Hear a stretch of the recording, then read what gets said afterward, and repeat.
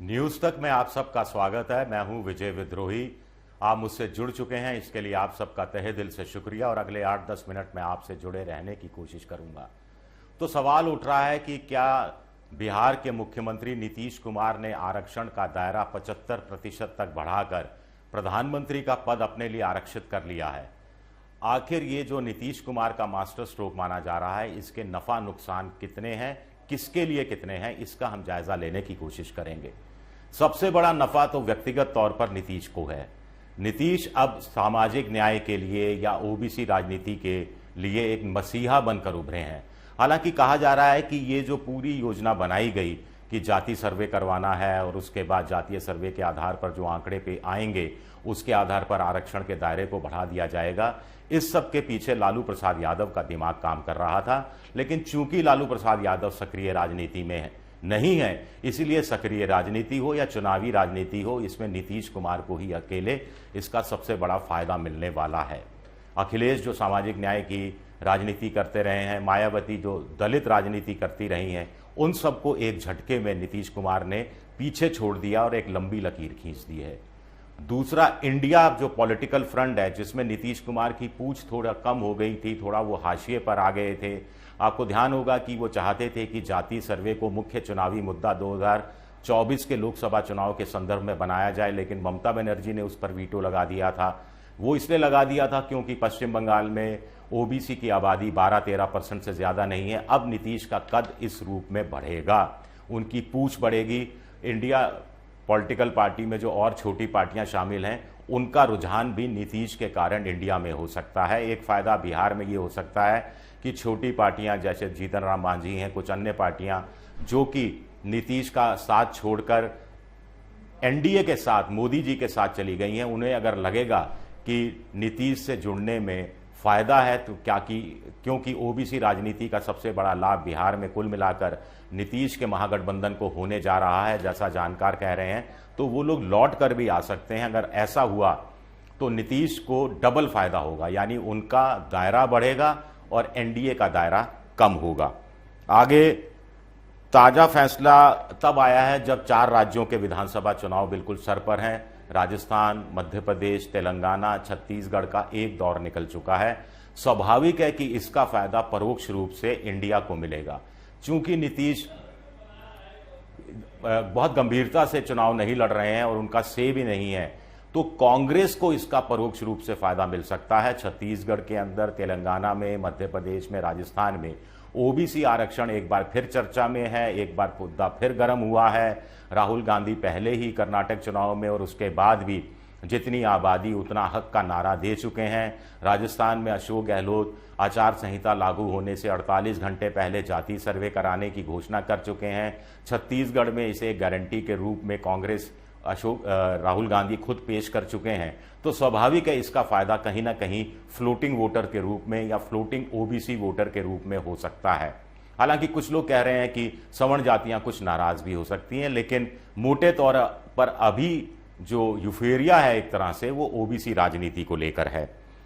OBC वर्ग में नया उत्साह आया है। वो इसलिए कह रहे हैं क्योंकि बिहार में भी आप देखा जाए कि पहले जो एक्सट्रीम बैकवर्ड क्लास था और बैकवर्ड क्लास था, अति पिछड़ा था और पिछड़ा था, उसको 33% आरक्षण था, जो अब बढ़कर 43% हो गया है। 10% आरक्षण बढ़ गया है।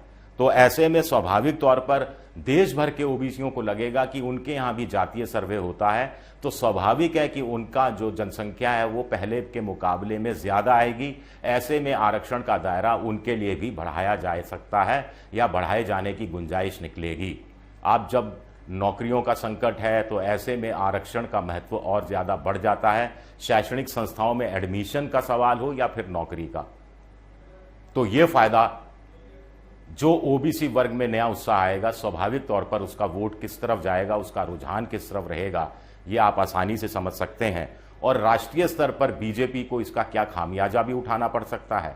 देखिए, 1996 में ओबीसी का 19% वोट बीजेपी को मिला था, जो 2014 में बढ़कर 34% हुआ और 2019 में बढ़कर 44% हुआ।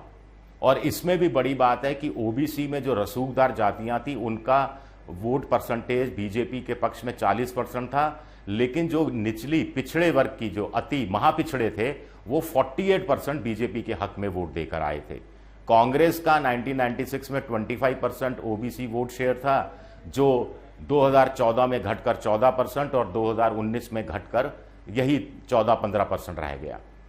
सामाजिक न्याय की बात करने वाली जो अन्य पार्टियां हैं, उनका जो कुल मिलाकर ओबीसी वोट शेयर 1996 में 54% था, जो 2014 में घटकर 51% के आसपास रहा और अब तो 41%, 42% हो गया है।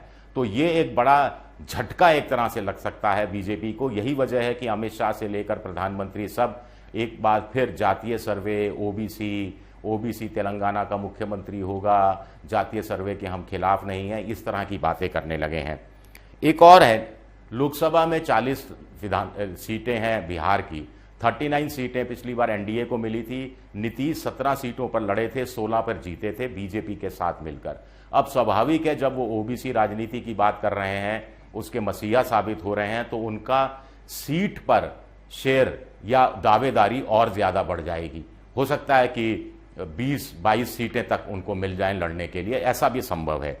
तो यह फायदा हो सकता है। एक बड़ी बात है कि योजनाएं बनाने की जब बात आती है तो आंकड़े का, डाटा का महत्व बहुत होता है।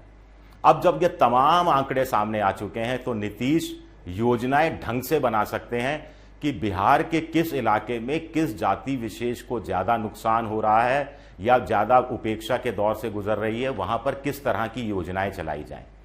एक फायदा और है इसका, जो नफा की श्रेणी में जाएगा, कि ओबीसी का आरक्षण 33 से 43% हुआ है, तो बिहार के अंदर जो दलितों का आरक्षण है वो भी 16 से बढ़कर 20 हुआ है, आदिवासियों का 2 से बढ़कर 3% हुआ है। तो दलित समुदाय में, आदिवासी समुदाय में भी रुझान बीजेपी की बजाय इंडिया ब्लॉक की तरफ बढ़ सकता है कि ये लोग सत्ता में आए तो पूरे भारत में सर्वे कराएंगे और इससे हमें आरक्षण का जो हमारा दायरा है वो बढ़ जाएगा। तो ये कुल मिलाकर फायदे हैं। लेकिन इसमें एक बड़ा रोड़ा सुप्रीम कोर्ट, हाई कोर्ट है। कुछ लोग सवाल उठा रहे हैं कि विधानसभा में प्रस्ताव पास भी हो जाएगा, बिल को कानून की शक्ल दे भी दी जाएगी तो कोई भी चुनौती दे देगा, और जैसे मराठा आरक्षण, जैसे जाट आरक्षण लोग अलग अलग अदालतों के अंदर गिरा दिया गया, ऐसे ही इसमें को गिरा दिया जाएगा। लेकिन उससे कोई फर्क नहीं पड़ता। पॉलिटिकल पॉइंट नीतीश को स्कोर करना था, कर लिया। और मान लीजिए पटना हाईकोर्ट में रिट स्वीकार हो जाती है इस आरक्षण के खिलाफ, या सुप्रीम कोर्ट में ये आरक्षण रद्द कर दिया जाता है, तो भी पहली बात तो इतनी जल्दी होने वाला नहीं है, लोकसभा चुनाव से पहले लंबा ये सुनवाई का सिलसिला चलेगा। और अगर रिजेक्ट भी हो जाता है तो नीतीश के कोई फर्क नहीं पड़ता, क्योंकि उन्होंने तो पॉलिटिकल पॉइंट स्कोर करना था, स्कोर कर लिया। उन्होंने कहा भाई हम तो करें, हम तो जनता के लिए, सेवा के लिए कर रहे थे, अब कोर्ट ने रोक लिया तो हम क्या करें। कुछ लोग कह रहे हैं कि यहां कोर्ट को रोकने में दिक्कत आएगी, क्योंकि मराठों को आरक्षण जब दिया गया था तो सुप्रीम कोर्ट, हाई कोर्ट ने कहा था कि आप किस आधार पर पहुंचे, आपके पास डाटा क्या है, आपके पास आंकड़े क्या हैं, आपके पास दूसरे दस्तावेज क्या हैं। यहां एक एक चीज का आंकड़ा है, एक एक चीज का डाटा है, बकायदा सरकार की तरफ से कराया गया सर्वे है। तो इस आधार पर कोर्ट को कन्विंस करने में नीतीश कामयाब हो जाएंगे, कुछ लोगों का कहना है। लेकिन इसमें एक बड़ा नुकसान भी है। नुकसान इस रूप में है कि नीतीश हो चाहे लालू हो, कुल मिलाकर करीब 3 दशकों से उनका राज प्रत्यक्ष अप्रत्यक्ष रूप से बिहार पर रहा है। नीतीश चाहे एनडीए के साथ रहे हो, चाहे लालू के साथ रहे हो, फिर एनडीए, फिर लालू चाहे अलग रहे हो, अकेले रहे हो, या नीतीश के साथ रहे हो। तो बड़ा सवाल उठता है कि आप सामाजिक न्याय की बात करते रहे, लेकिन 30 दशकों में आपने बिहार की हालत ये खराब कर दी, इतनी खराब कर दी कि 34% परिवार 200 रुपए एक दिन, 6,000 रुपया महीना, गरीबी रेखा के बिल्कुल नजदीक, उस पर गुजारा कर रहे हैं। 95 लाख परिवार, हर तीसरा परिवार, हर चौथा व्यक्ति वहां पर गरीबी की सीमा रेखा के नीचे है, चाहे सवर्ण जातियां हो, चाहे गरीब जातियां हो, चाहे दलित हो, चाहे आदिवासी हो, चाहे ओबीसी हो। कुछ ओबीसी में, गरीब जातियां में तो 78% लोग गरीबी रेखा के नीचे हैं, कुछ जगह 54% है। तो सुशासन बाबू आप करते क्या रहे?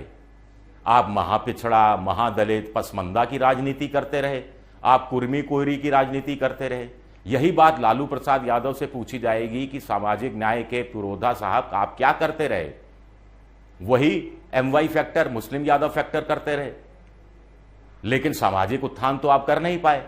ये सवाल भी अपनी जगह मुझे लगता है कि पूछे जाएंगे। लेकिन नीतीश ने कह दिया है कि साहब अब ये आंकड़े सामने आ गए हैं और अब वो गेंद बड़ी चतुराई से मोदी सरकार के पाले में डालने की कोशिश कर रहे हैं कि साहब आप मदद कीजिए, हमें अगले 5 साल में 2.5 लाख करोड़ रुपया चाहिए लोगों को गरीबी की रेखा से ऊपर निकालने के लिए, उनकी जिंदगी के, उनके जीवन स्तर को सुधारने के लिए। तो यहां भी राजनीति। 2.5 लाख करोड़ हम दे नहीं सकते, केंद्र क्यों देगा? समझ गए ना आप? चलिए, शुक्रिया, बहुत बहुत शुक्रिया मेरा ये वीडियो देखने के लिए।